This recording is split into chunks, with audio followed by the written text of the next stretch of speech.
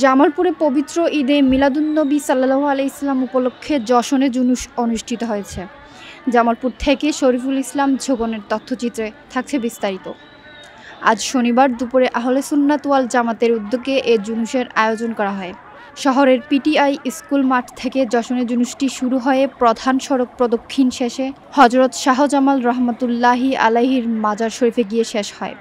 এ সময় বক্তব্য রাখেন কুটামণি সাতকুড়া বাইতুত তরিকত নকশেবন্দি মুজাদ্দেদিয়া দরবার শরীফের গদিনশীন পীর আলহাজ মোহাম্মদ রেজাউল হক রেজা শাহ, জামালপুর দরবার শরীফের গদিনশীন মাওলানা রৌনাকুল ইসলাম জামালপুরি এবং ইকরামুল হক নবীন।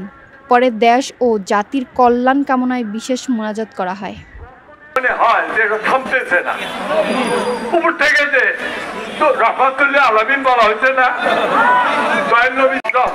তিনি সমস্ত বিশ্বব্রহ্মাণ্ড, সেই সমস্ত বিশ্ববিদ্যালয়ের রহমত। আমাদের ঐকান্তিক প্রচেষ্টায়, আপনাদের সকলের প্রচেষ্টায় আজকে বিভিন্ন দরবার থেকে পীর মাশায়েখরা বিভিন্ন মুরিদ আর মুহিব্বিনরা অক্লান্ত দীর্ঘদিন পরিশ্রম করার পর আমরা যারা এখানে শরীক হয়েছি, এর হকদার আপনারা সকলে। আমরা পীর সাহেবরা শুধু, আপনারা সকলের হকদার।